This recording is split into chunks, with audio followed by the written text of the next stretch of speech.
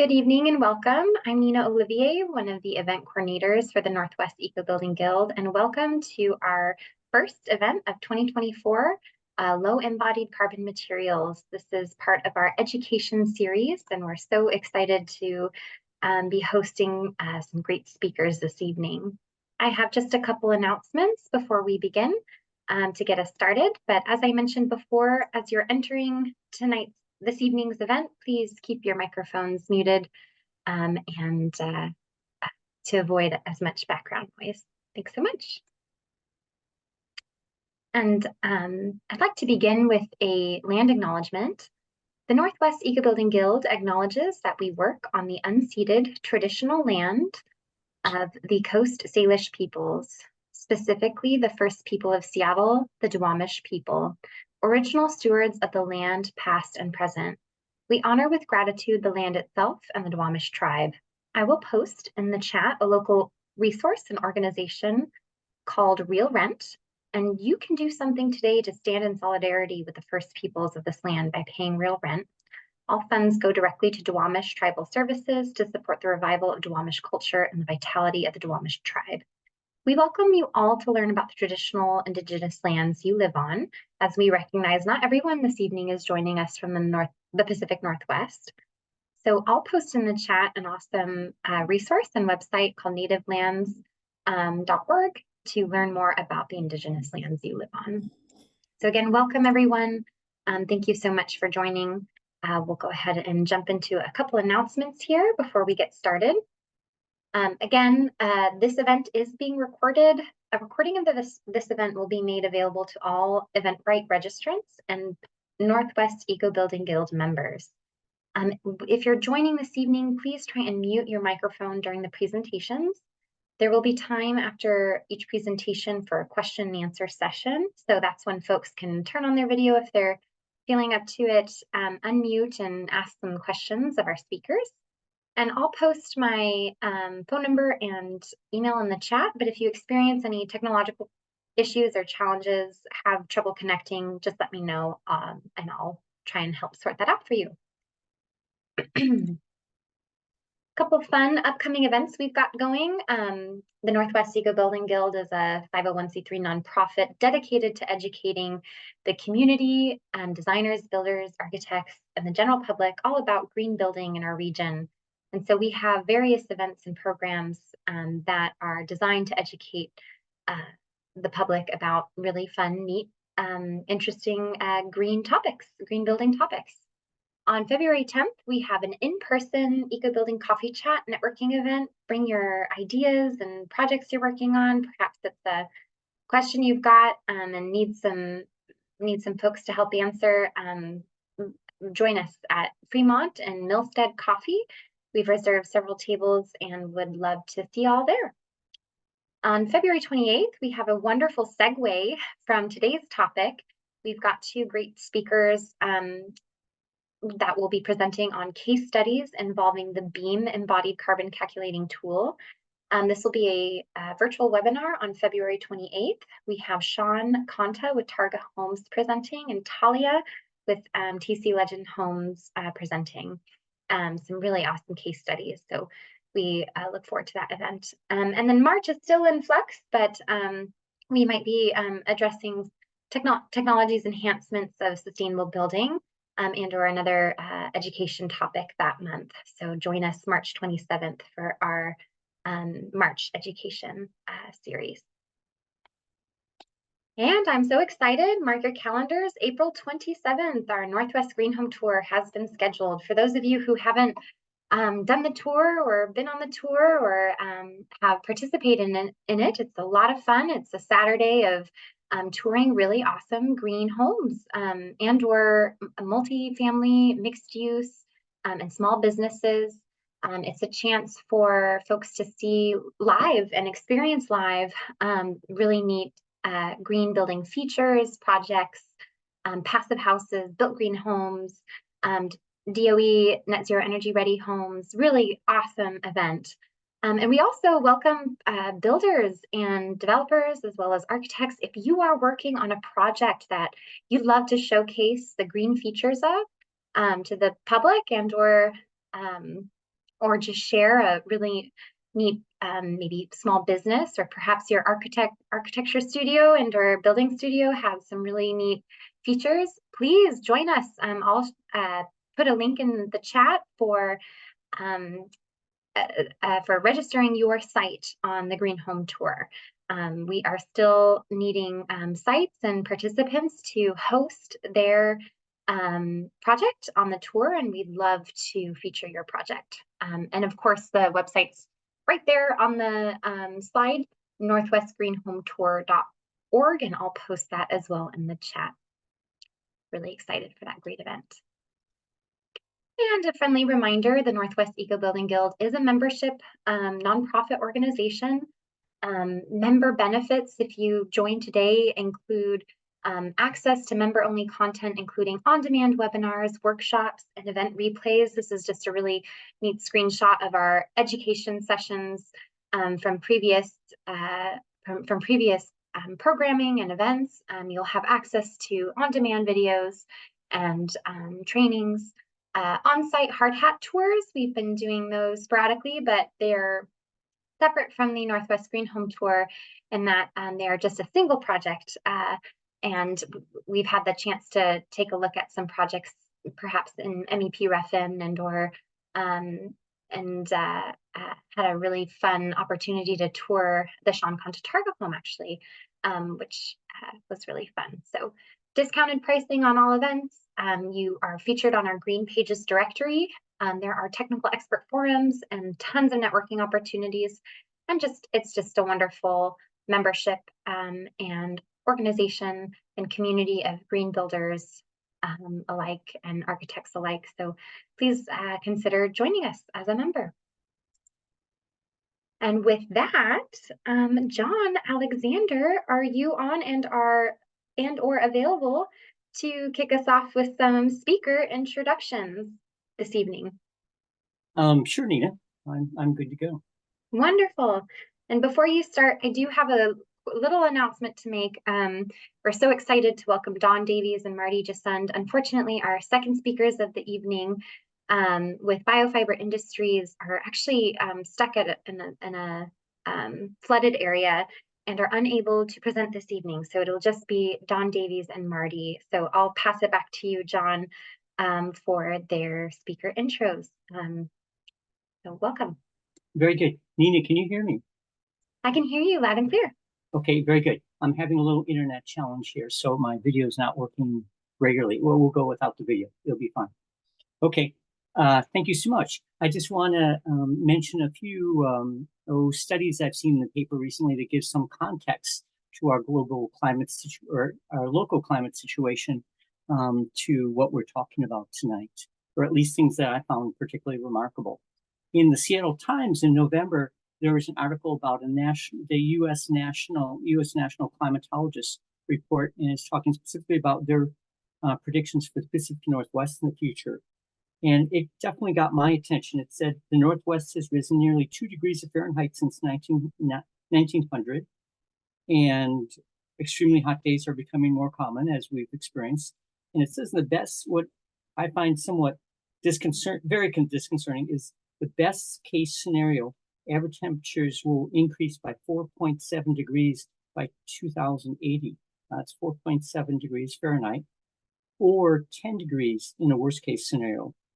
So a lot of not good consequences as a result of that increase in best case or worst case. And obviously, it's critically important that we stay on the best case route so we mitigate as many of those bad experiences as possible. The other thing that came to mind that I just noticed a week or so ago, or in the last week, was a report by the Lawrence Livermore Laboratory, the National Department of Energy Laboratory. They came out with a report called Roads to Removal, report of maps to basically get to the United States, our country, to zero carbon emissions by 2050. And they concluded that it's totally doable. We can do it, and there's affordable ways of doing it. And they outlined in an extensive report a very in-depth pathway to going about that. And they looked at it at the local county level throughout the country and saying that each area of the country has different opportunities. And one of the 4 or 5 or 6 different key parts of that is really critically reducing the amount of embodied carbon that we have in materials that we're using in our country and industrial processes. And certainly concrete and steel are very, very important parts of that, which we'll be talking about tonight. And another piece I came across just real briefly, that really Washington State is one of the proving grounds for local projects. That arguably, one person in an article I was recently reading said, arguably Seattle is the most innovative concrete market there is. And there's some pretty cool stuff going on here, which we'll certainly be talking about tonight. And then I'd like to introduce our speakers tonight. Our first speaker is Don Davies, co-founder of Davies-Crooks Associates, which is a mission-driven consulting and adaptive reuse development practice focused on lowering our climate impacts on the climate. They support the architectural, engineering, and construction industry leaders, government, and nonprofits for creating impact at its scale. We all, us little bit builders, we get to impact on our little projects, but Don's really working on scaling these up on a very large process.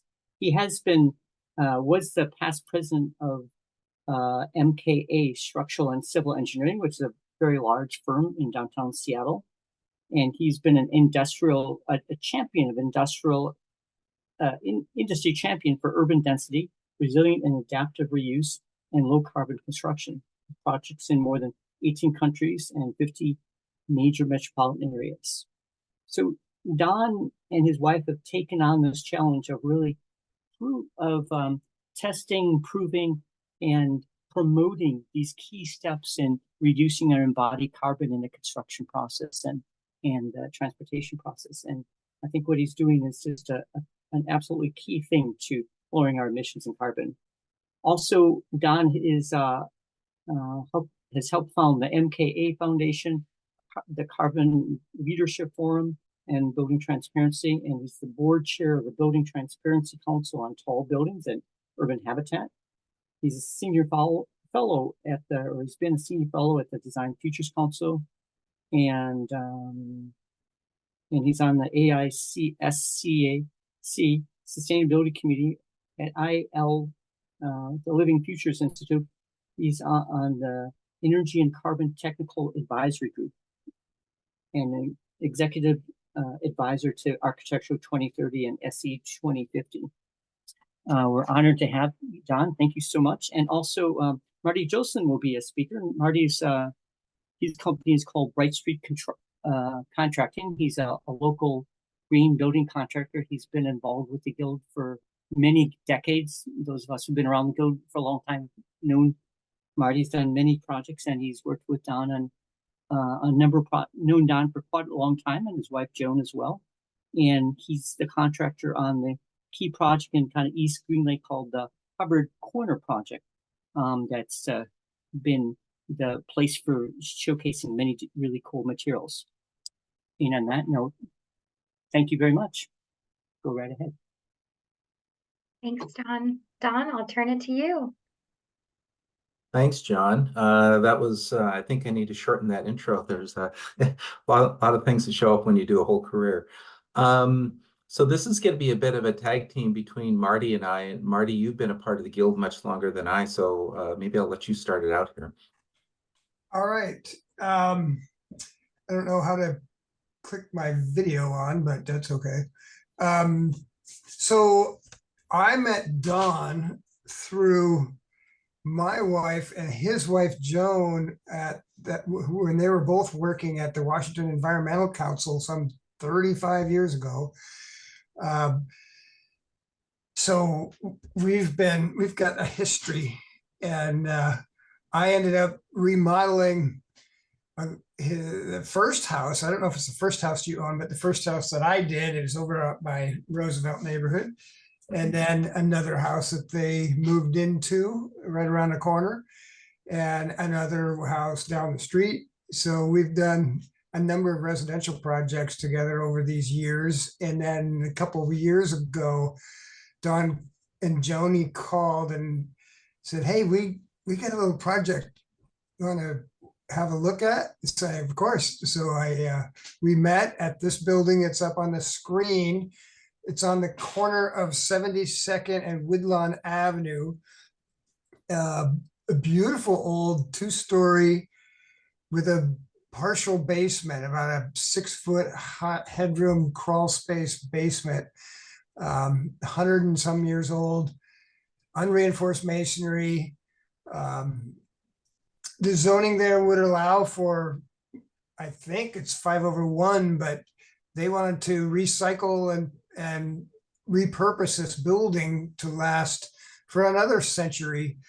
And keeping with the design and the charm and the neighborhood feel. And I said, sure, I'm all in. And so we went for it, and we did a major gut clean out and did a seismic upgrade. That was kind of the first on the list, is to make it stronger. There's literally no footing under these brick walls that you can see. But the building is in great shape. The foundation built on what they call it, Don, over consolidated glacial till, was substantial. Just the brick laid on dirt, mostly rock. But in one end, the east end, we dug it down to get full headroom after it's finished at around 8 feet.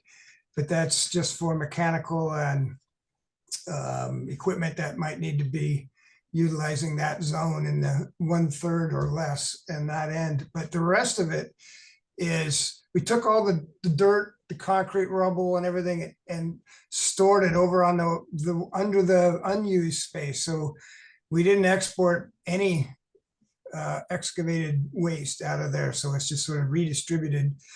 We reinforced all the posts and beams that were existing as needed. Most of them were in good shape. And then we went to town on improvements in there. All new windows, doors, re-tuck pointed the entire south wall and west wall, which are public facing. The east wall, the back side of the building, and the north side, which adjoins a really nice restaurant right next door there, literally adjoined Rosita's Mexican restaurant, common wall. We restored or just fixed any faulty mortar joints, cleaned it all up. And then went up on top. We put an all new roof, rebuilt the roof structure, made it a big structural diaphragm, put plywood. We got FSC certified plywood, which was a challenge to get, but we found it in Oregon, a mill that makes it, but they do not sell it retail in Seattle, in Washington State even. But they were willing to deal with us if we'd go get it. So we did. And new roof, and then it's covered with solar panels.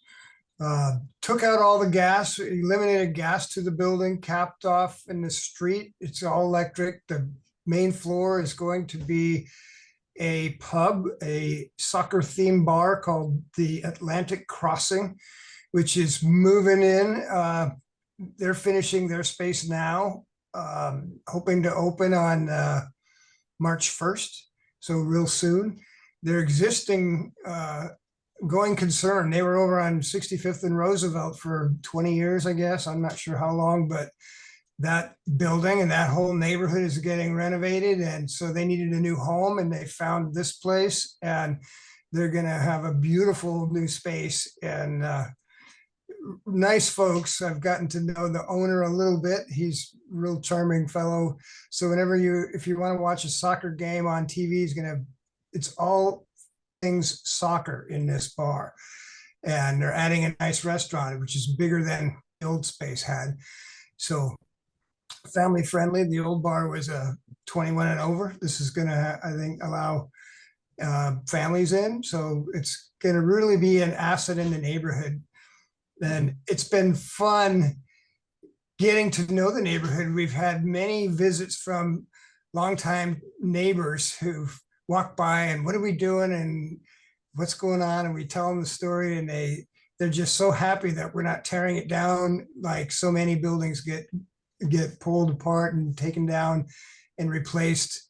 They're happy about this. And one lady in particular is like the self-appointed neighborhood historian, and she stops by from time to time with more and more photos of old and history and documents. And so we've made friends in the neighborhood, and it's going to be a really nice new home for the pub. And then upstairs is going to be office space, totally independent from the restaurant, but again, about a 2,500 square foot footprint. So room for a number of offices upstairs, and a great neighborhood. So Thanks, Marty. And so I'll walk you guys through a series of pictures that describes a lot of what Marty just mentioned.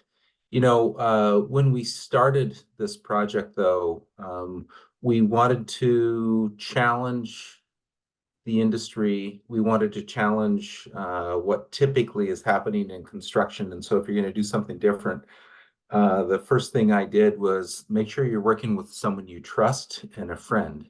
So that's exactly why we teamed up with Marty on this project for a lot of things you just talked about.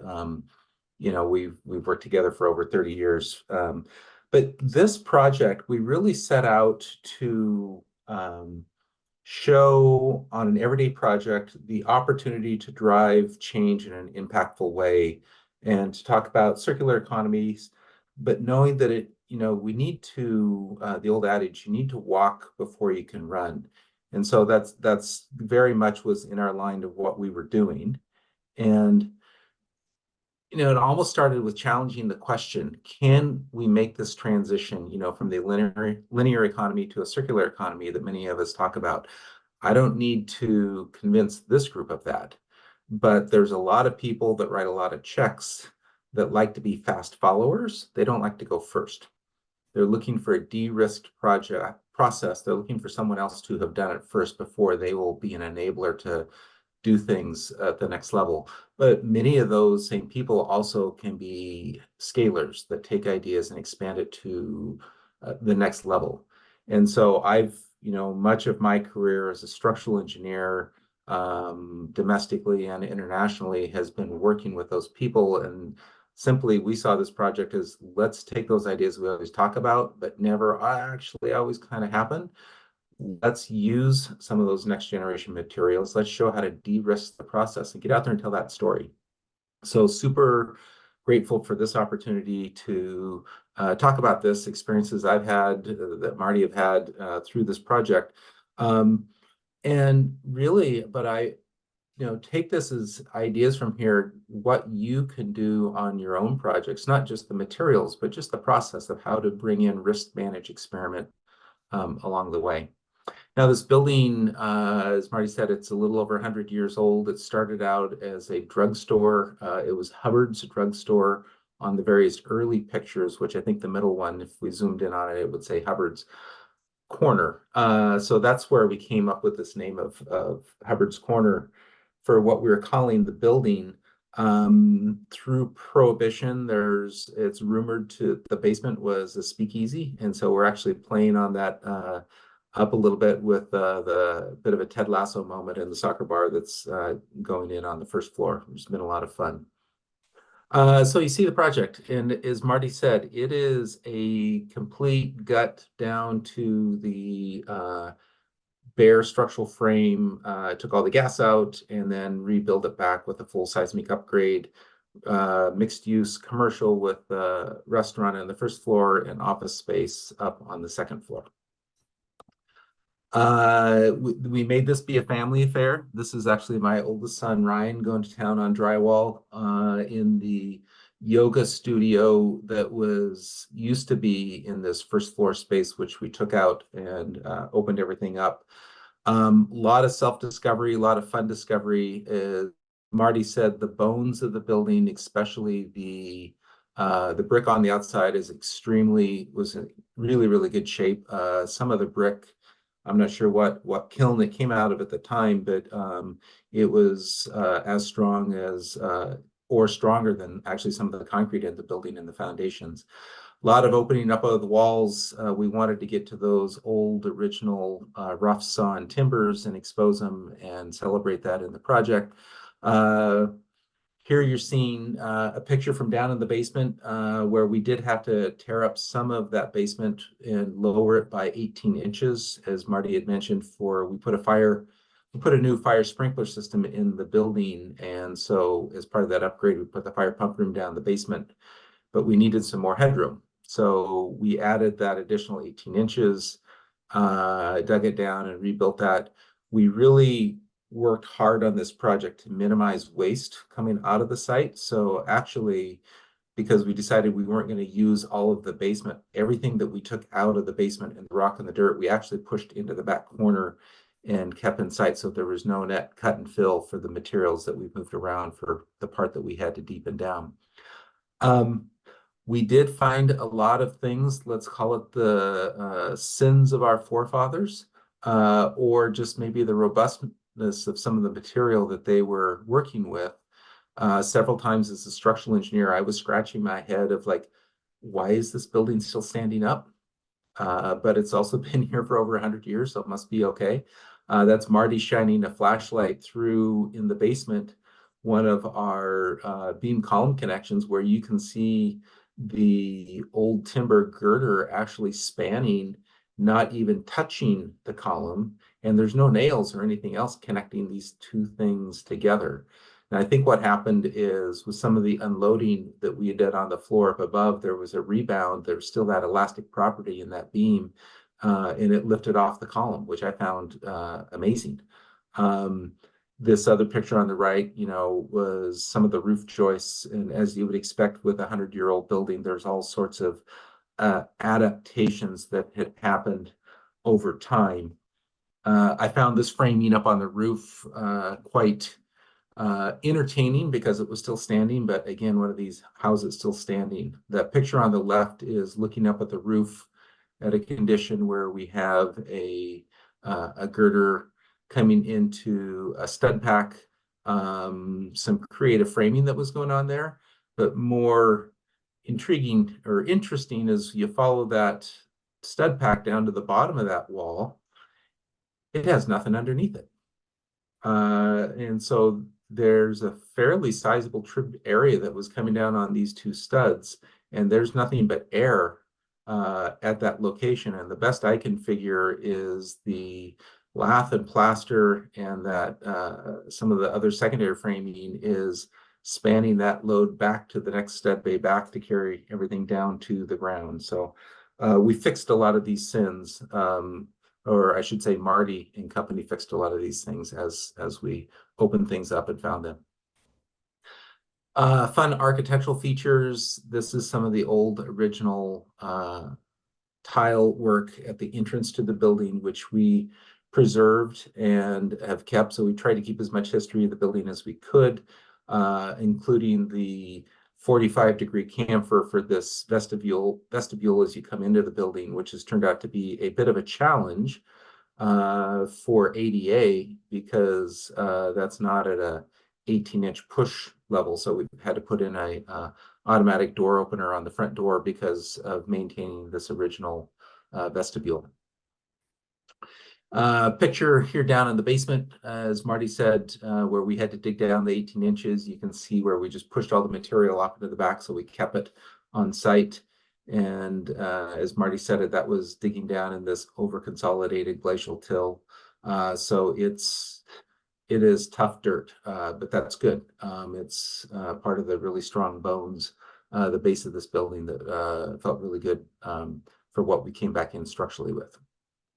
And so here's my wife, Joan. This is the first floor after we've demoed it and opened everything up. That'll become Atlantic Crossing.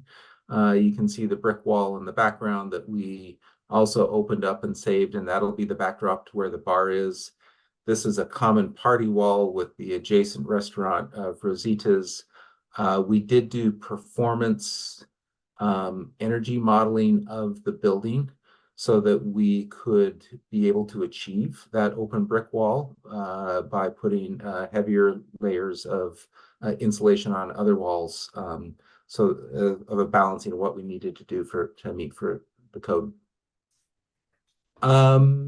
Upstairs, we really tried to keep as much as we could. There was a lot of asbestos abatement, so things did have to come out, but we kept all of the original wood flooring upstairs.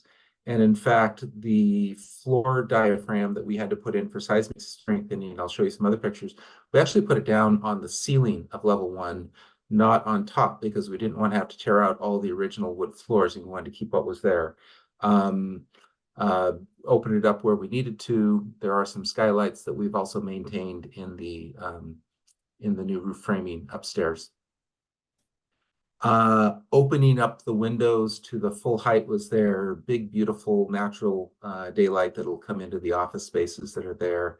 Here showing where we've taken it back to original stud framing to then come back with new insulation, new seismic strapping of tying floors and walls together and bring the building back. As Marty mentioned, there was a real effort to salvage and save as much material as possible on the site. And so on the left there, you're seeing where wood wall framing came out, what used to be the yoga studio. We actually preserved all that framing, pulled it off, put new insulation on the wall, and put those same wall panels right back in where they were.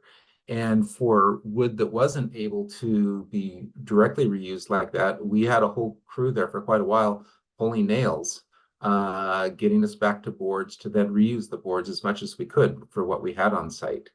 The priority for material was salvage and reuse of the original building materials that are there. When we couldn't do that, we went to a company called that Marty introduced us to. And I'll let Marty talk about that, Seattle Sledge, where we bought salvage lumber from them. When they didn't have materials available as we needed, we then asked for FSC. That came to mostly the Murphy plywood that Marty mentioned the sourcing of. And then when we couldn't get FSC, we created a forest sourcing disclosure questionnaire that we sent out to suppliers that basically asked for disclosure for them to tell us where did it come from and could they certify that there was no forest land conversion or old growth lumber coming from that lumber supply, of which we had a couple of suppliers able to make that certification and able to give us that tracking, which was intriguing to find because that's not easy to get through the industry. And then when we could do that, then it was just using for incidental lumber that we could get, but we had a real rigid priority of like that order in terms of where the wood came from. I don't know, Marty, any comments on the recycled wood or the chains or the paint, the sourcing of it or the pains in the ass I created for you in that process? Yeah, we used Seattle Sledge. I don't know if anybody's heard of them. They're on Shulshul Avenue. They've got an old warehouse space, large space, and they do deconstruction of buildings, commercial and residential around town, and get walls. They were super excited about because it wasn't an application that they were thinking of, and I think it worked pretty slick in this solution. So that's in the short direction. There's also, you can see it in here, part of the choice for this framing of this wall is we used vertical wood stud packs with through bolts. This is part of the out of plane wall bracing, especially on the second floor where the height of the walls were too high for aspect ratios, where we needed to give some secondary reinforcement to those. So we put those in, and then so that's why it's not like a normal 16-inch on center stud framing there. It had to do with the integration of the seismic out of plane bracing for the brick walls, also with what we were doing for the insulation at those walls. As we mentioned, we put the diaphragm, the wood diaphragm for the second floor on the ceiling. And we did that because I didn't want to have to tear out all the hardwood floors, and we wanted to preserve those floors up on the second floor. And then, as Marty mentioned, up on the roof, we put that plywood on the top and that diaphragm on the upper roof, including the parapet bracing, simply because on the second floor, we wanted to expose the wood framing as much as greatest extent possible. You're seeing right here some of the hemp wool insulation that we put in acoustical separation between the first and the second floor as well, which we'll talk about a little bit more in just a minute. Without question, one of the biggest experiments we did on this project, which has gotten a whole lot of national attention, is what we've done with some next generation material science in the concrete. There are 4 different firsts in the country uses of material in this project in the concrete space, different types of concrete that are 0 Portland cement concrete. And so part of this was I'd been working in the Bay Area for some different tech clients down there, experimenting with some material scientists on what they might come up with. And I was introduced to this gentleman, Rusbeth, of a company called C-Crete, where a very progressive material scientists aggressively going after 0 Portland cement concrete. And there's a designation there of an ASTM 1157 cement. And if a material meets that designation, it's an important thing to know. It doesn't have to have Portland cement in it, but if it meets that, and it basically says the material behaves like cement, all the equations in the ACI building code are still applicable. So Rosebith has developed a C1157 cements that he'd done in the lab. He'd never actually put it into practice. And so we chose to use our project as a first generation try of that. And so it started with the basement foundations. And I'm going to talk about the 4 different types of cement, actually 3 different versions from C-Crete that I just mentioned. And then on the left here is actually also material from a company out of Boston that's an MIT spinoff called Sublime, where they are also making a new next generation cementitious material that's closer to a Roman concrete. Totally, there's no kiln involved in the making of the Sublime cement. So it's also a very future forward next generation material that's going to come. Our goal with this project was, let's try this stuff. Let's put it in place on a very small project, kind of like in a pilot trial pour, and let's try it out. Let's learn from it. Does it work? Can we make it work? Can we do testing in advance before actually putting it in to make the city comfortable with it and to make myself as a structural engineer comfortable with what we were doing? And I pulled in a lot of super high quality people in the concrete industry of Seattle to help advise on this. So we knew what we were doing. So it started with the material coming up from San Jose from C-Crete in super sacks that we stored in shipping containers until we were ready to place it at the batch plant. So here you're seeing the first shipment of the C-Crete 0 Portland cement concrete sitting in the Heidelberg yard prior to our batching it. We also had a real problem with we couldn't shut down the Heidelberg batch plant for Seattle, put our specialty material through it for just 1 or 2 truckloads of material, and then turn the plant back on for the rest of Seattle.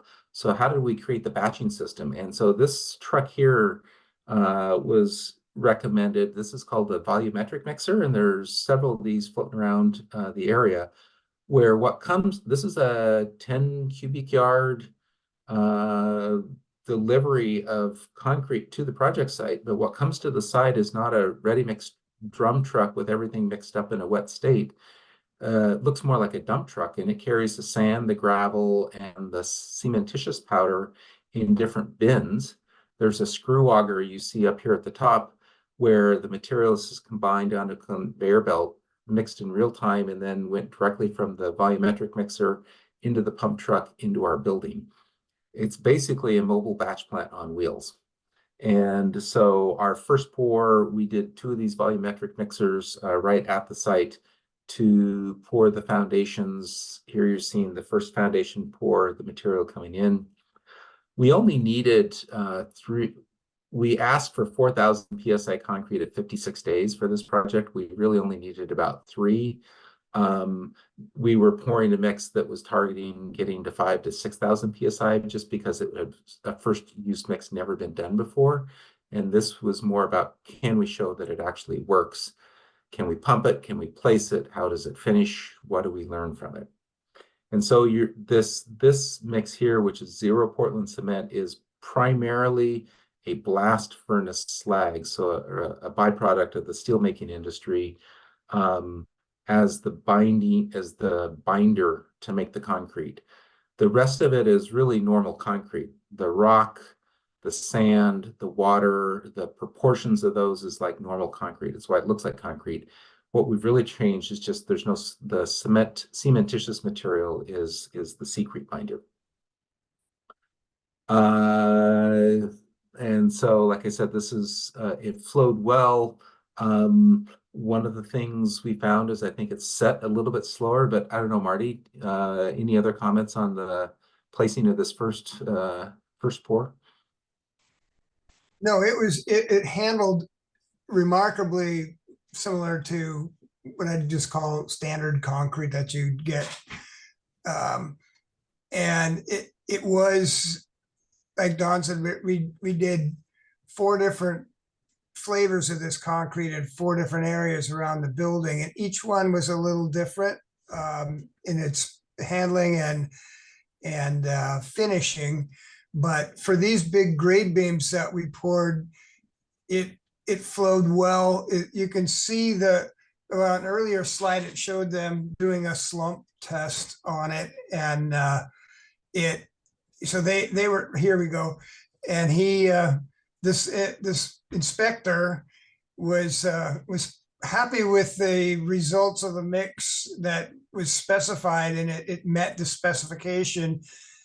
That was before we placed any of it. That was straight out of the pump, or straight out of the mixing truck before it got delivered inside the building. And so that was our first clue that, yeah, this is going to work. And it handled well and flowed out nicely. Yeah.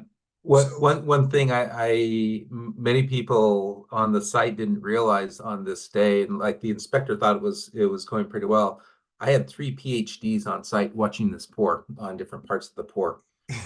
So we had an overabundance of technical resource on what was going into this process on this first pour. Interesting here. So here is a second pour, and as I mentioned, there was 3 different C-Crete pours. And when I say C-Crete, we use that first pour was blast furnace slag, which is an abundance of material and is one of the SCMs that gets used a lot right now. The criticism often, though, is like, well, blast furnace slag is great, but there's not enough of it to go around. Is it really the right low carbon answer for us in the future? Because, well, there's not enough blast furnace to replace the cement industry. The second pour we did, which you see in this dark color here, was actually using electric arc furnace slag. And so electric arc furnaces, like think of the Nucor plant in West Seattle, they produce a slag that's not quite as reactive. It has some different properties to it. Typically is not used as an SCM in the concrete making business at all. But Roosbeth set out to show that he could make the electric arc furnace slag reactive as well, which we did, and we poured here. You know, the setting characteristics took a little longer for it to set, but it also achieved very similar final strength behavior, and we've been happy with it. And then ultimately, there's a third pour that we did, where this is using a natural pozzolan called zeolite, which is just a straight mineral mined out of the California desert, ground up into a powder, and then mixed with Rusbus reacting agent to make it reactive. In all of these cases, for the cement powder, the blast furnace slag, the electric arc furnace slag, or the natural pozzolan in this case, it's about 97% of that base material. So in this case, it's like 97% of the cement in it is the zeolite.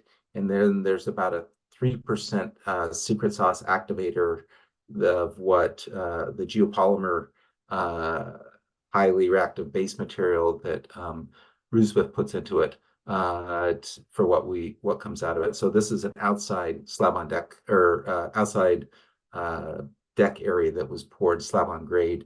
I think this one set pretty well too, didn't it, Marty, for what was placed Yes, yeah, it was faster than the interior slab on grade, that kind of that brown colored concrete.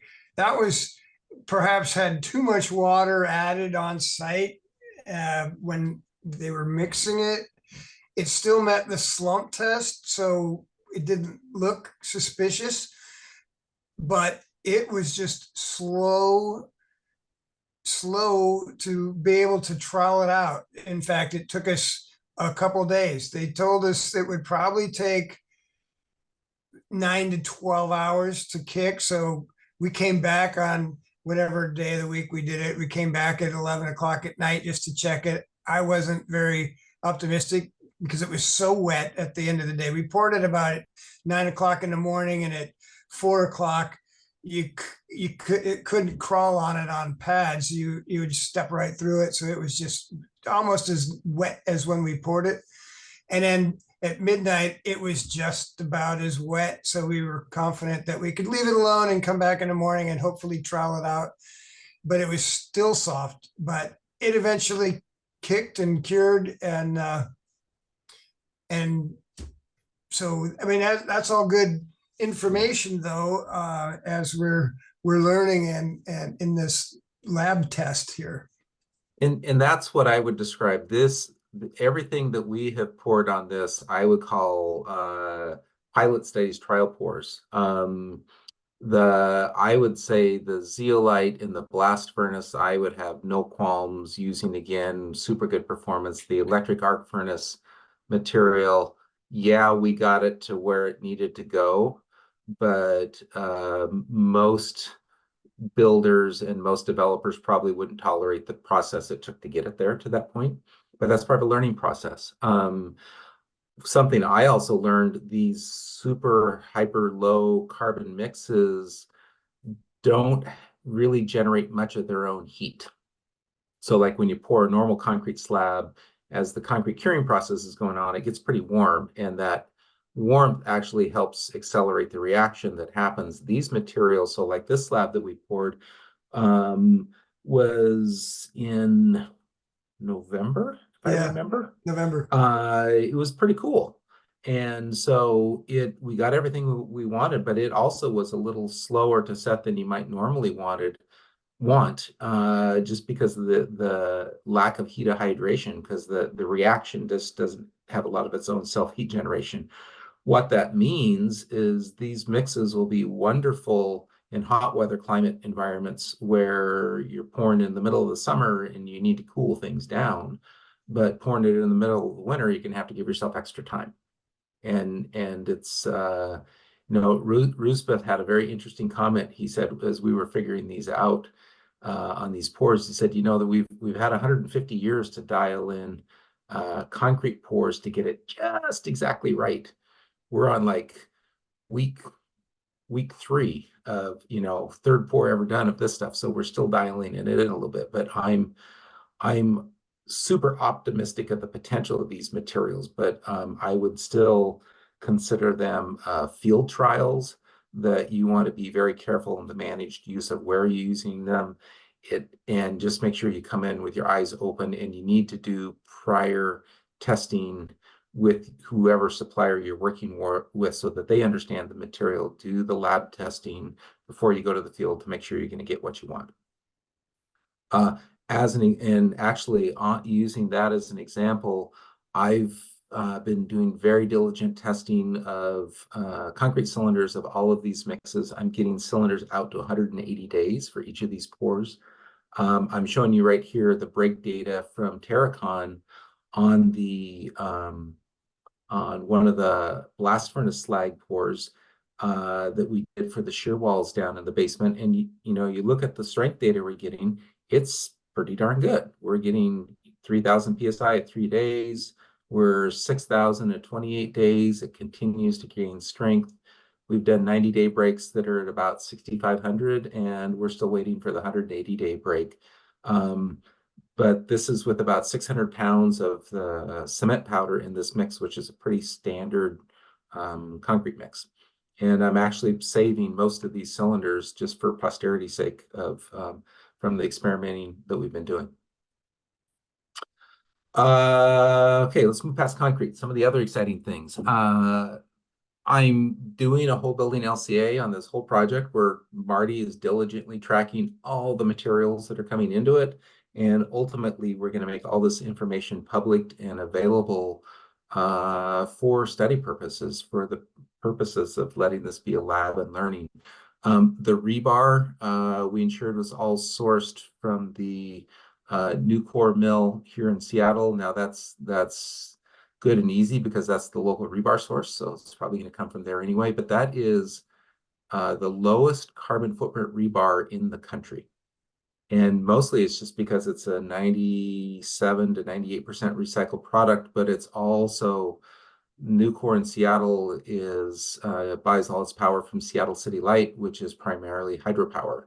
And so it's just by happenstance that ended up being the case, but it is the low carbon rebar that Nucor makes in the US, and it makes it some of the lowest carbon rebar you can possibly get. So that was a plug. And then for all of the steel that we put into this project, we intentionally interviewed fabricators who were willing to try something slightly different. And what we ended up doing is we designed the building for the sizes of the parts and pieces we wanted. And then we challenged the fabricator to see where he could get salvage or reuse steel, if at all possible. That market's not really well developed. We had a really hard time getting salvage steel that came out of another project that we were putting reuse in this building. That I really wanted that if we could find that. We couldn't really find that.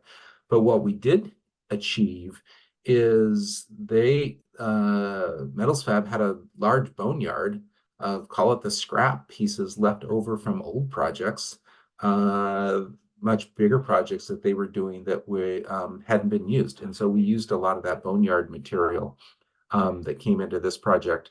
And so we ended up changing a bunch of the sizes of some of the pieces on finding the best match they had. They got excited. They got to sell their scrap in the backyard to this project at a and their upfront cost was already sunk somewhere else. So that's actually starting to get an echo within AISC right now. But yeah, this is part of the Metals Fab boneyard. Metals Fab, who's doing this project, they're the same fabricator doing projects like the 50-story Bellevue 600 project right now. So they do significant projects, but like in this case, we're looking at tube steels here.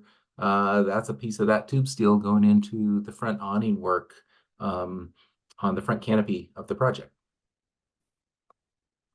We did have cast iron columns from the original construction, which were beautiful. I wish we could have exposed them.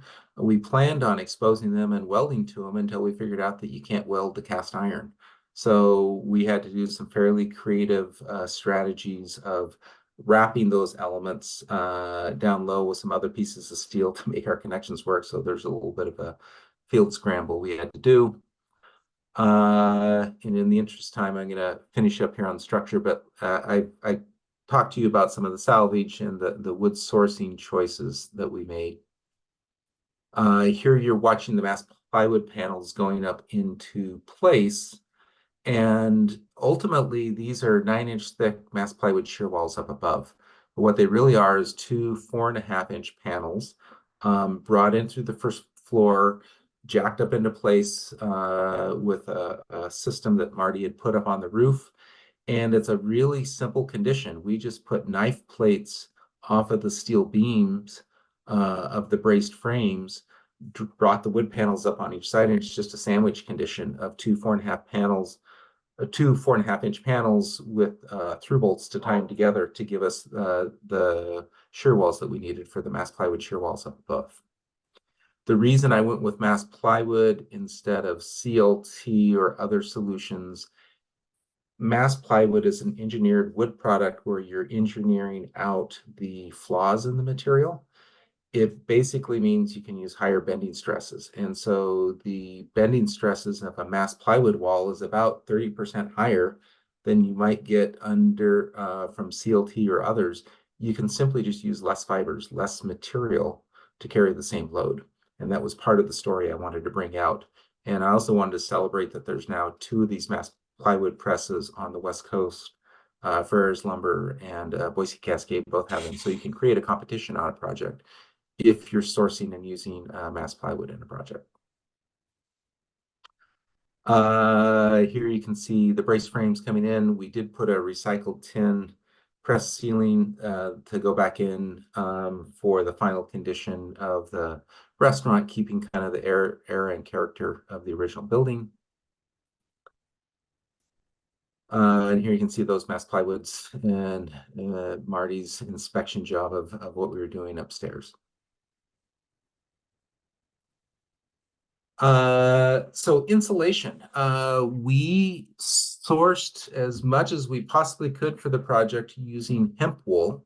This is from a company, Hempitecture from Southern Idaho, where they ship the bales over or stored in the building, and wherever possible, this is the insulation that came into the building.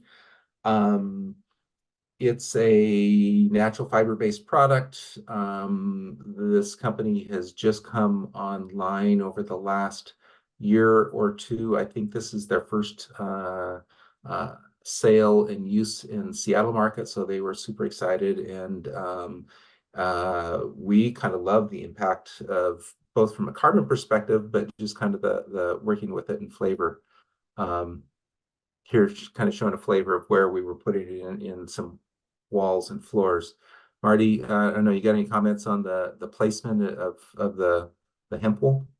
Yeah, you can see on that image on the left the fibers in it. It looks a lot like rock wool, mineral wool that is commonly used for acoustic insulation and is also has thermal properties, and this has both of those.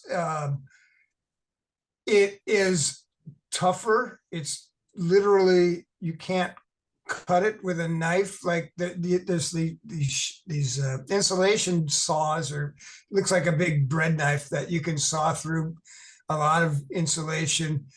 Couldn't cut it with that tool. Couldn't use a sawzall, wouldn't cut it. We ended up cutting it with a skill saw. It took a minute to figure out that was going to work for us. It would bind up around, it would pack up around the blade once in a while, but we figured out just don't go too fast, and lay it out and cut it, and it cuts. It's curious that it's so soft yet so tough, and that is just the hemp fibers are so strong and very pleasant to work with. Otherwise, it's not itchy. We were wearing gloves and respirators and all that, but it's not unpleasant. It just took a while to figure out best way to get it in place. And you can see it's friction fit. You're looking up at the ceiling there, and we ended up putting the wire stays that help hold it so it doesn't sag. But we really probably didn't need to do that very often, because as long as they're fit, and the joist bay was just right for these to fit in there, friction fit for a 14.5-inch frame bay, and that's what the material's cut at. So we really only had to cut it sometimes to length or cut to pack in smaller areas, but good stuff. There we just had some string line that was stretched tight to help hold it. And you can see some of our salvaged wood nailers there. that's to just to hold the sheetrock on, and gave us a little bit of a frame bay or a depth for running some internal wiring, but most of that was just to hold the sheetrock up. And so this is before the drywall or finish products were coming in. And Marty, I have to tell you, I love the final product that we're going, but I really love this phase of the project. Yeah. It's like, maybe I just want to leave that wall open. It's beautiful. But yeah. So up on the roof, we needed to go with a rigid board insulation, primarily also because we were going to put the solar panels on the roof, which we wanted to hold down with a ballast system so we weren't penetrating the membrane all the time. We started initially with specking mineral wool bat insulations up on the roof, but really ran into a challenge with using that with the solar panels and how we wanted to attach the solar panels on the roof. And a lot of back and forth there, but eventually coming up with a rigid board proved to be the better answer of where to go. Also just dealing with the water. So I, went to Architecture 2030, and this image that you're seeing on the left there, absolutely didn't want to go anywhere near the XPS insulation, but noting that the EPS, if you're getting the right kind of EPS, is pretty darn close to the carbon footprint of mineral wool bats. So with that, that's what we spec'd and sourced for the rigid boards that we put up on the roof. And then you can see here the rigid board insulation coming in, and then with the solar panels.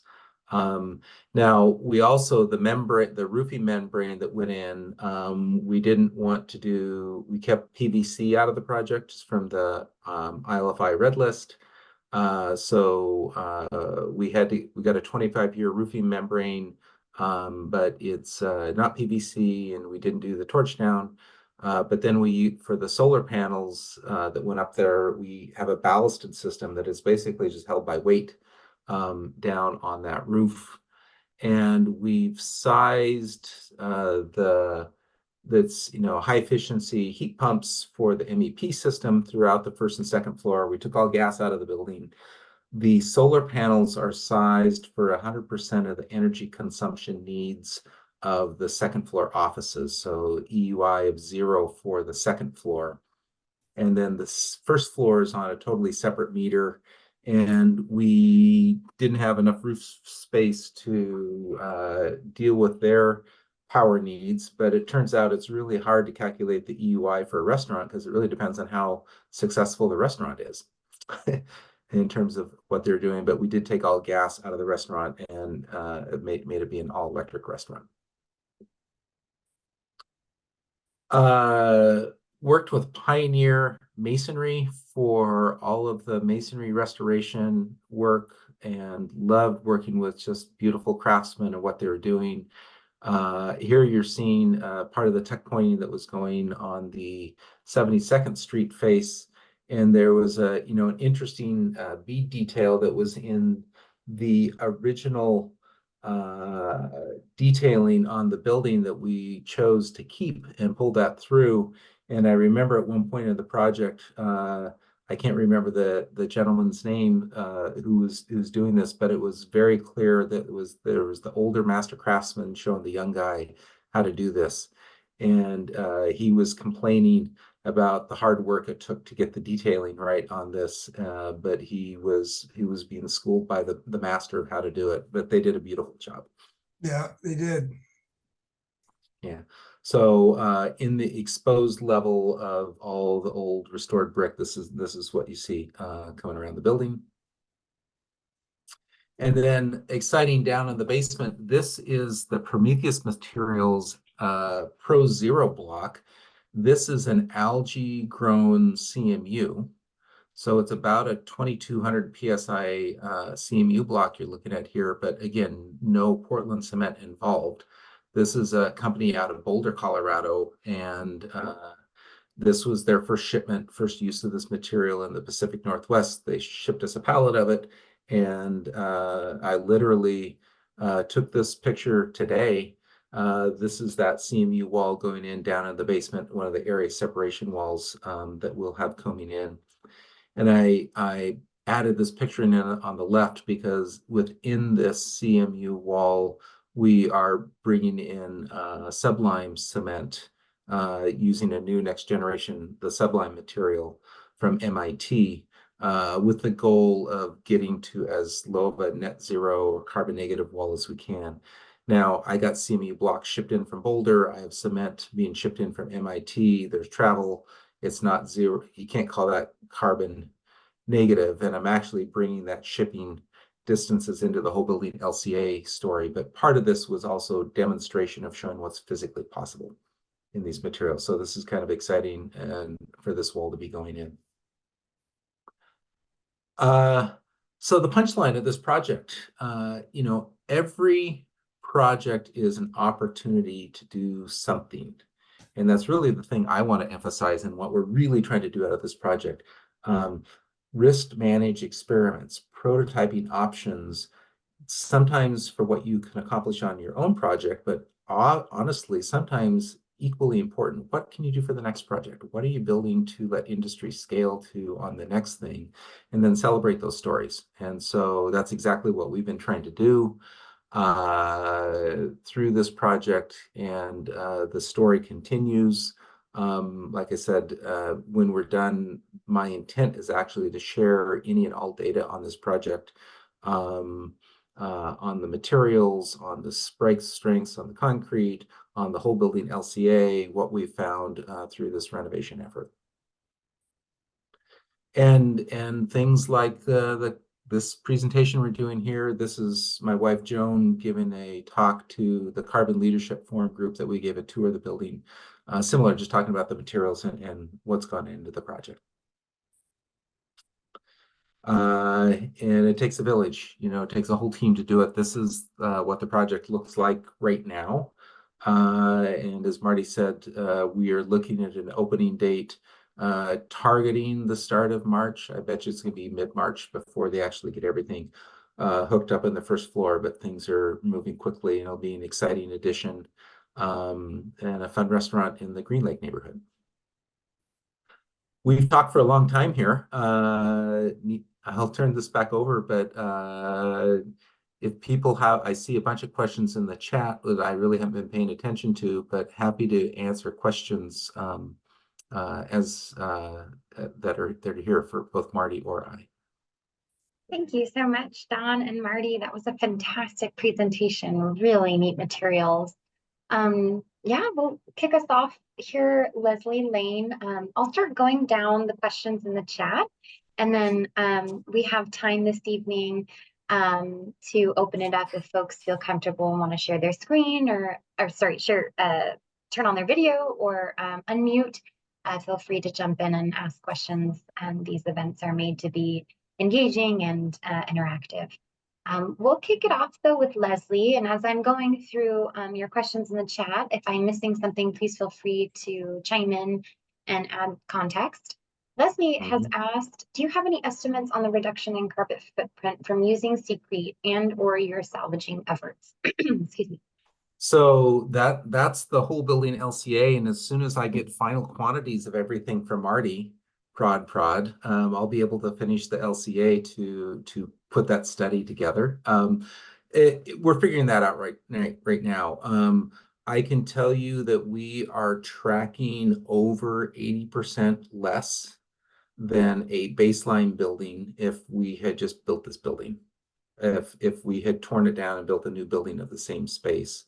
One of the things I want to show on this is we're pushing every button we can to get as low as we can on the reuse, on the materials we're coming in, whether it's the algae-based block, whether it's the hempcrete, salvage wood, FSC, using carbon negative materials or as close to zero as we can get. But you know what? One of the things I want to prove out is despite best efforts to try really, really hard, zero is hard.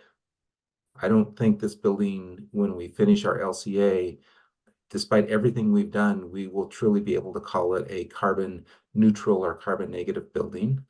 This is one of the thesis I want to prove out is like, you can put all this into it and it's still not zero. Our action, zero is like the aspirational goal we need to get to. And I look for the day that we can be carbon negative, but zero is hard. We're still trying to get to that. And one part on that is a message I'll put in there is just, all the plumbing that went into the building. I remember frustrating the heck out of our plumber on the project, challenging him for what materials we use for plumbing. And he came back, he thought hard about it. And he came back the next day and had a meeting and said, Don, I was thinking about it. My choices are PVC, but you won't let me use that because it's on the ILFI red list. I got cast iron pipe and I got copper and ABS, but ABS doesn't meet pressure and doesn't meet some other applications and limited where I can use it. That's all I got for plumbing. And none of it is all that carbon or environmentally responsible for plumbing. I don't have a choice. And those are areas we need to continue to work on. There's sheet metal has a carbon footprint to it. And despite as much as we try to reduce, the ducting that's in the building, those things have impacts. And ask me that question again in about another month, and we should have some really good data. For Rosebud and C-Crete, I can send a link afterward, but I would say if you just look up, as you said, C-Crete, C-CRETE on the website, you will find them. And Rosebud is the CEO there. Super good guy. Great. It looks like Kathy asked an interesting question, and I'm curious to hear as well if you have used any hemp rebar in any projects or know of hemp rebar.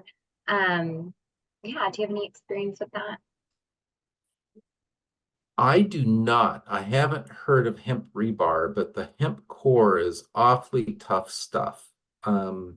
What I would say as a structural engineer, because I've done a lot of also work internationally in places where there's a lot of bamboo grown and people talking about using bamboo, in a reinforcement. I'm not in small building applications where you don't need a high ductility, but you're using like a reinforced earth or like a hempcrete type of a condition, I could absolutely see that conversation. I have a hard time bringing in the organic materials with inorganic materials on a project of scale that you would try to put in, just because of the what would happen with the hemp over what's the lifespan of the material with the hemp. I currently don't have experience using that, but I would question and want to be very careful on the dissimilar materials, and especially how you do connections. When I've seen things with bamboo or hemp or other things embedded into the concrete, if you're trying to use it as a rebar, glass fiber reinforcement is kind of the same thing. It's great in the piece, but it's all about the splice. It's how do you make the connection and how do you document and validate the capacity at the connections. That's where the problems really come in. Thanks, Don. This next question, we're really curious too, as the Guild, as we will be hosting the beam tool training next month. But Talia, one of our speakers for next month's education event, is asking, what whole building life cycle assessment tool are you using? Is it Tally, EC3, Beam? What tool have you been using to calculate the embodied carbon reductions? To be 100% blunt, Excel spreadsheets are amazing, which you then control the data that goes in. So disclosure, I am the board chair, or actually the past board chair, just stepped down, but still on the executive committee at Building Transparency, which is the host for both Tally and EC3. And I was one of the was one of the first four in the helping in the creation of EC3. So I'm dangerously informed in that information. And We are working with Tally and using that for part of it, but there's a lot of work that we are doing of basically extracting the information and using an Excel spreadsheet that is doing a lot of on the back end of what Tally would do, especially when I'm looking at the EPD information and how we use that from what an EC3 effort would do. One of the things I'm going to be doing here with this project is turning the data over to the University of Washington and working with Kate Simonen at the Carbon Leadership Forum and having a couple of her grad students use this project as a master's project case study. The idea being, it's only a 5,000 square foot building. It's a size that for a whole building LCA, you can get your hands around all the data for the project. So by making all that data available, I suspect by the time we're done, I would love to see a one-click versus Tally versus other comparisons run through each of these tools and compared of what they would do as part of this, kind of ongoing study. So I would say Tally and EC3 with some spreadsheet work is the simplest answer for where we are right now. Fantastic. Thanks, Don. We've had Stacy Smedley and others give presentations on EC3 and Tally. So Yeah, it's great to hear. excellent. Okay. I'll actually give the mic over to McKenna Klein with Relics Design for your question regarding C-Crete. Hi there. First off, this was a wonderful presentation. I very much enjoyed learning about these materials that you're using, and seeing them in action for some of them the first time ever is extremely exciting. So kudos to you. I got a little confused when you were going through the pores, like discussing the pores that you did. And so could you just put together the equation for me that you used C-Crete plus blast furnace slag in the first pour, and the blast furnace slag was the binder that you used, and then the other two pores whatever their components were. Yeah, sorry, let me try to be more clear on that. So we've done 4 significant pours on the project. The first 2 pours are blast furnace slag sourced through C-Crete. So C-Crete pre-blended the binder material, which is blast furnace and his secret sauce activator. He shipped that in the super sacks, and that was the first 2 pours for gray beams and shear walls. We did a next pour, which was again C-Crete using electric. It was electric. The next dark slab on grade pour was was using electric arc furnace slag with the C-Crete binder, with a different formulation of how the binder works that Roosbeth had put together. And then the fourth pour, the third material, was to use zeolite with his C-Crete binder. And one of the things he's doing as a material scientist, frankly, is showing off. He's showing, hey, I can take these different materials, I can make all of them reactive to make a cementitious material out of it. And so he's using high potential candidates for what those are. So the blast furnace slag, the electric arc furnace slag, and the zeolite, all of them included C-Crete binder, C-Crete activator in addition to that base cementitious binder. Does that make sense? Yes, totally. Can I follow up with 2 more questions? Sure, go right ahead. Do you know how the zeolite was sourced? Do I know how it was sourced? Yeah, in a circular economy frame, was it sourced sustainably, or do we know if it was came from a gravel pit that was part of a demolition, or? No, so the zeolite so the primary use of zeolite today is in the agriculture industry. They feed it to cows so they don't burp up methane, or they grind it, they put it into into the soil as a soil augmentation to deal with better water retention in the soil. It has multiple different purposes. It actually gets Right. used for making cosmetics at the same time.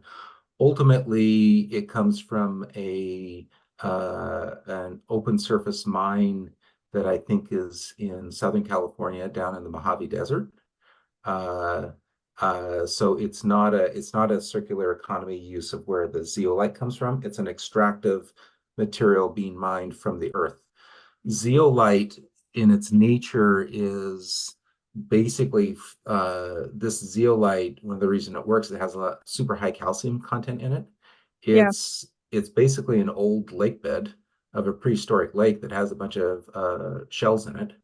And zeolite typically comes from volcanic deposits or old lake deposits from a mineralization of those materials.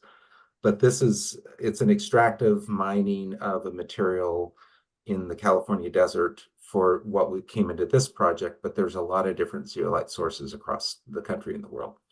Right. I've read it also be used similar to diatomaceous earth, but Yep. thank you for that. And my last follow-up question was, were each of these kinds of mixers used so that you could see them in action with their particular function? Does that make sense?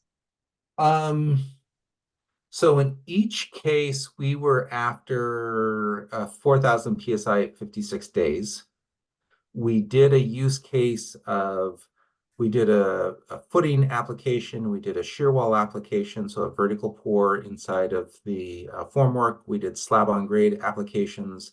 And then the zeolite one you're seeing out here actually was an exterior application that we included entrained air just for the freeze-thaw characteristics of air. So we intentionally did try to use materials in several different pour applications just to understand and look at how does it behave in each. So I don't know if that, but ultimately it was all of these mixes are about a 5,000 pound-ish mix in terms of what actually was delivered at the end product, what comes out of it. So like based on your measurements, they could all be interchangeable. There's not one that fits one function better than another. Not necessarily. Okay. In this project, all of these mixes could have been interchangeable for a different application. Yes. Okay. Awesome. Thank you so much. Sure, no problem. I'm going to put in the chat here. A couple people asked the question of for sourcing. See if I can do this right. How to get hold of. Hang on, I'll put it in here.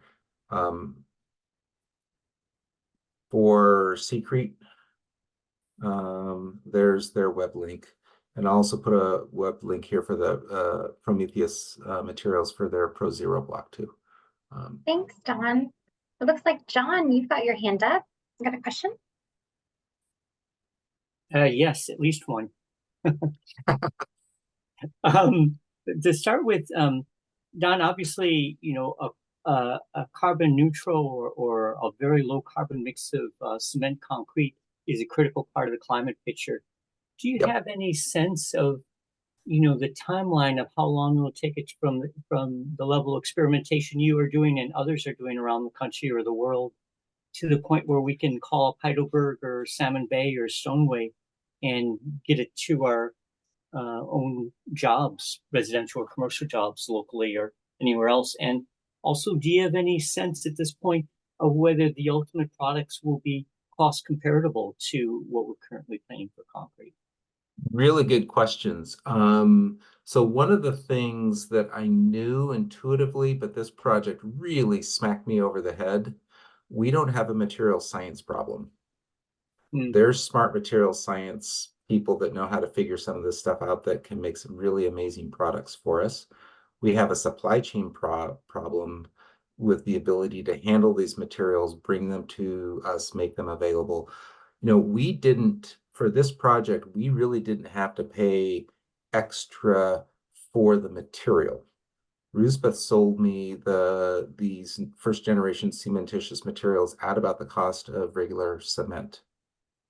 But we did pay about 4 times the cost of normal concrete delivered to a site just for the special handling.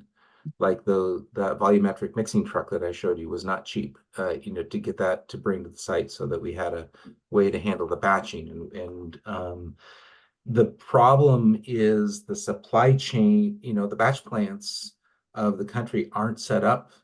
They're set up to have a silo of one material or maybe two materials that they repeatedly use all the time of their materials. They're not ready for 10 different binders of 10 different things that are coming into projects. So that is really where the biggest challenge is, and figuring out how to accelerate that faster. It's totally supply and demand, I think.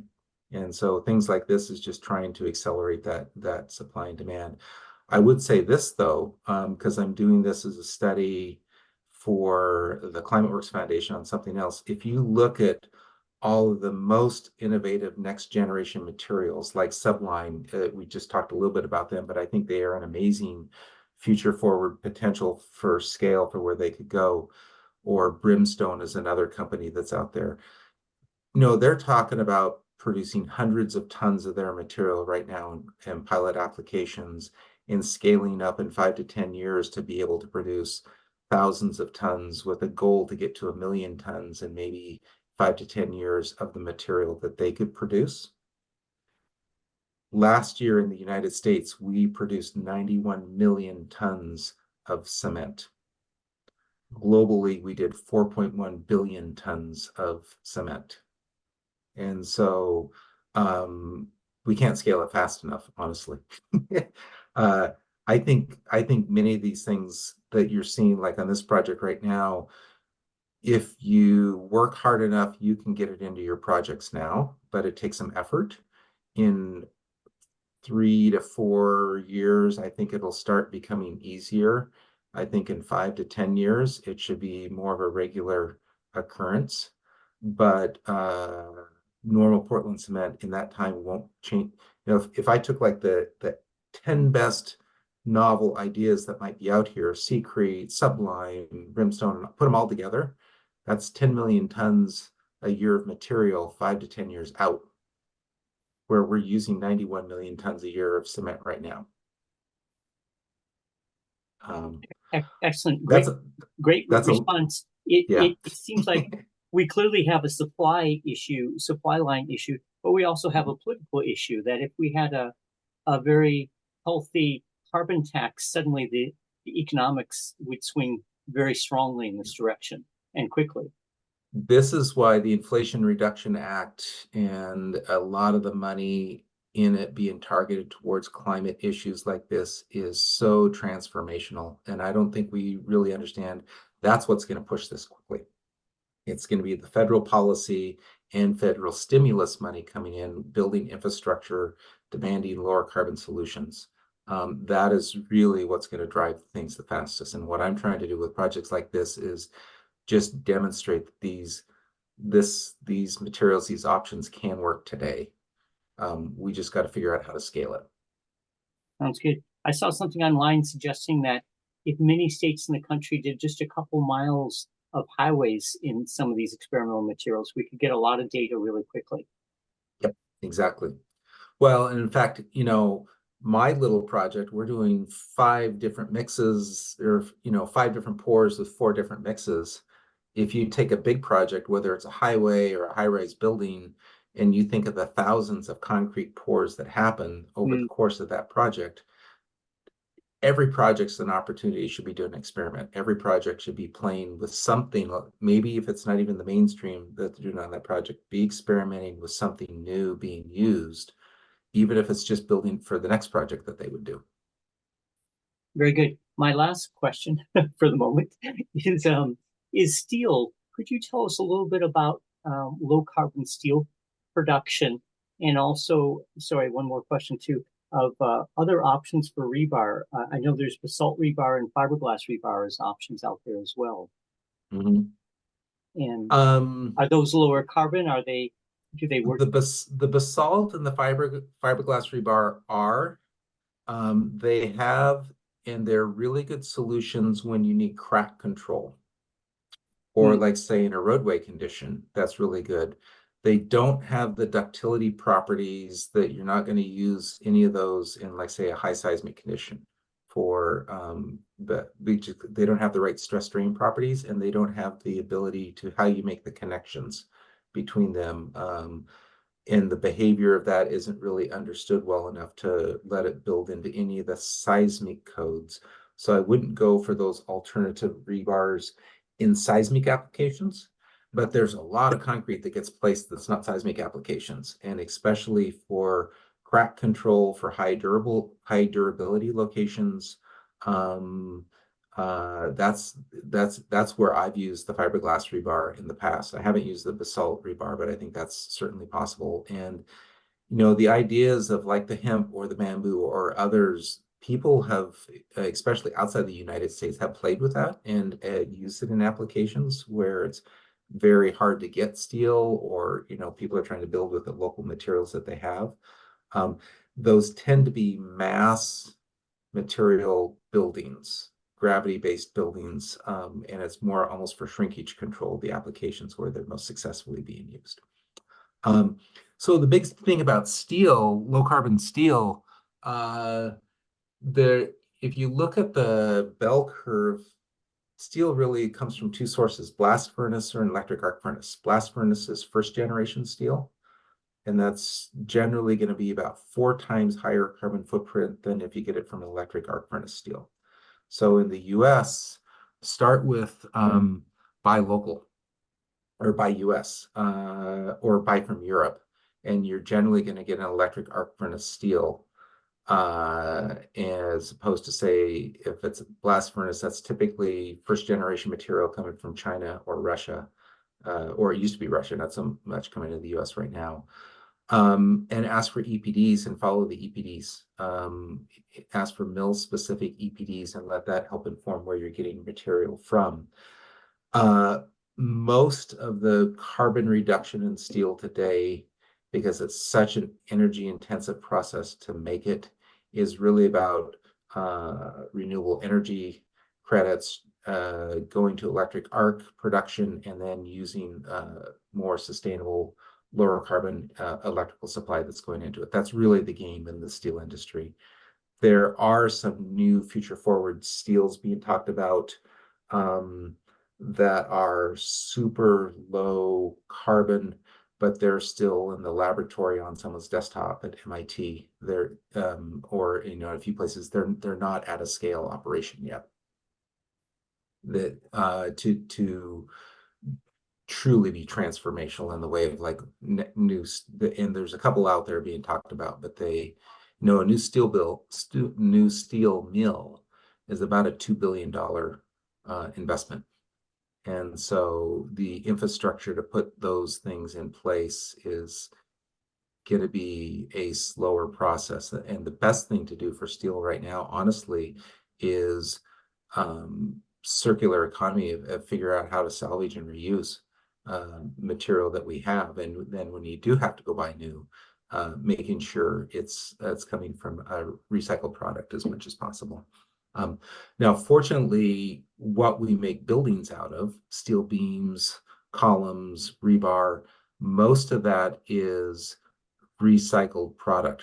It's melted down cars and toasters and sheet metal, and that's generally the supply chain in the US. So if you're buying a domestic product, you're getting a recycled product by and large that went back through the mill. Better would just be, well, what if you didn't have to go back to the mill? What if it was just a direct reuse of the material? Or if it is new, just pay attention to what mills it's coming from. And the game there then is all about the electricity of that mill and what its carbon source is. Thank you. That was fantastic. Thanks so much, Don. We'll open it up for 2 more questions. We've got Annalise in the chat, and then Aaron, I see your hand. Annalise asked, and this might have been what you just touched on, Don, but did you evaluate alternatives to using any concrete at all, especially where structurally possible? And for example, concrete-free slab, any structural elements? So this building, it all started with let's reuse and not put in new materials at all. The new materials, by and large, first came in what we had to do for the seismic upgrade. And for the lateral framing that we put in, the idea of concrete, the idea of steel, the idea of timber, we looked at all three of those.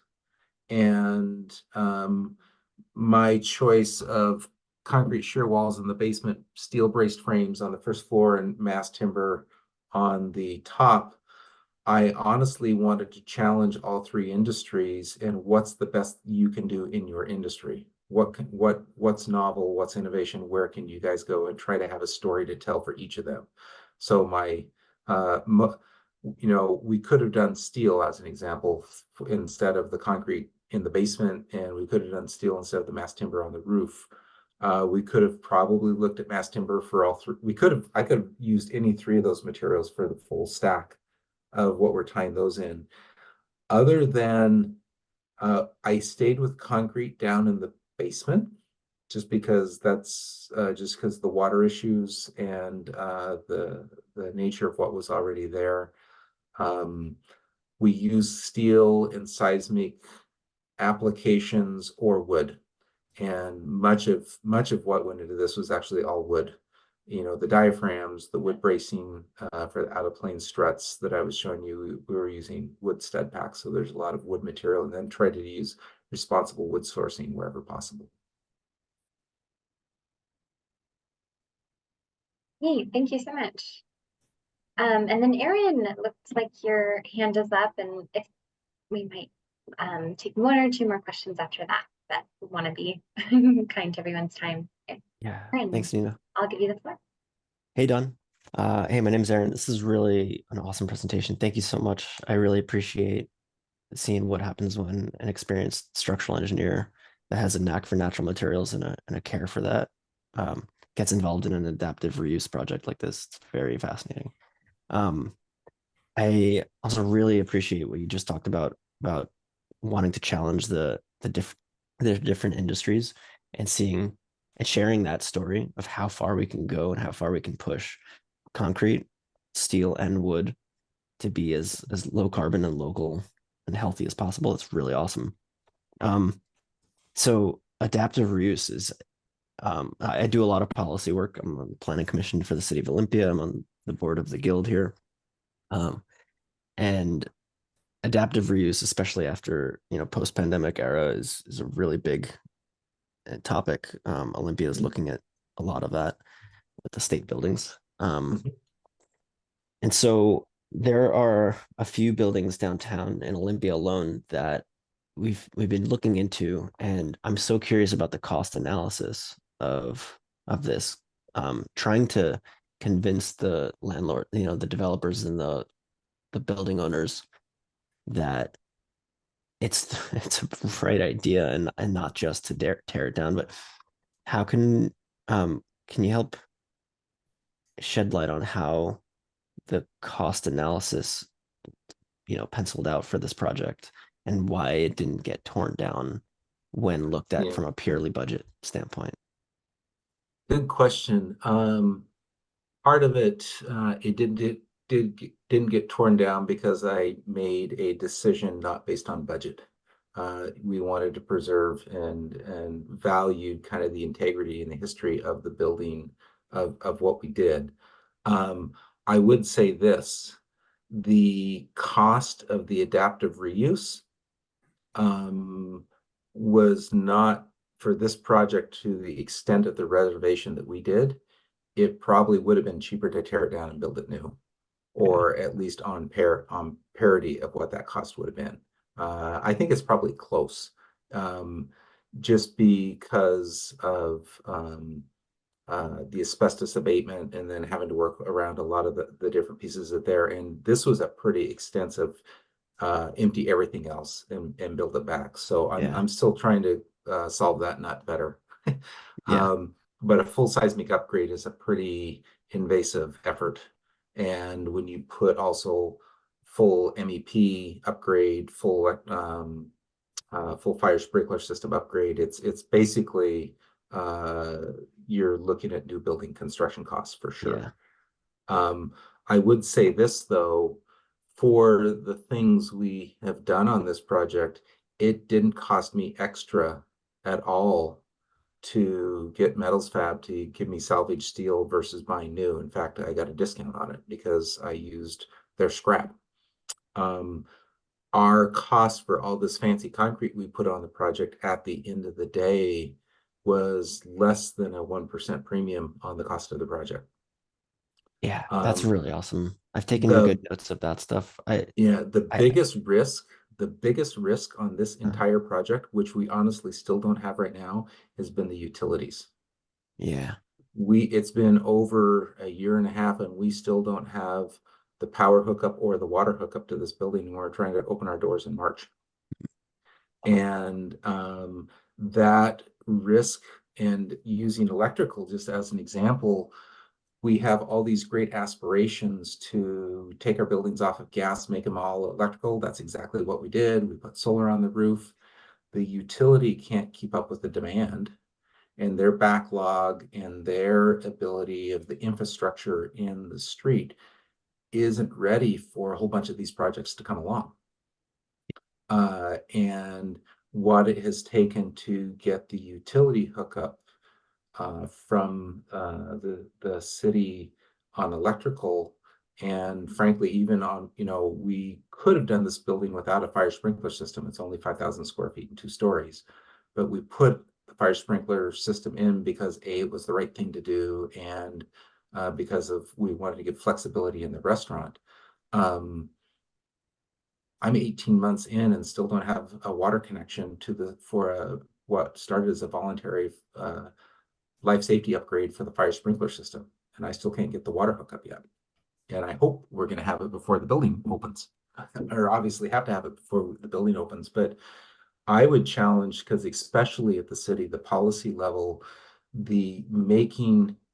if you want developers to do this, you need to de-risk the process for them to have these hookups to come. And I don't think that at least the city of Seattle really isn't ready for that. This building, is lumped in with like, oh, if you're going to go do a 502 building or a skyscraper, the fact that it takes you a couple of years to get that hookup, who cares? Because you're going to be building the building that long. This type of building churns faster than that, and you can't go through that same type of delay process and be functional. And that's actually been a much bigger risk than any of the sustainability things we're doing on this project. Yeah, huge. Thank you, Don. I have a 5-second quick thing because I missed the source of that rebar that you were talking about with the low embodied carbon. Oh, this is all from the Nucor mill in Seattle. Nucor. Thank you. Thank you so much, Don.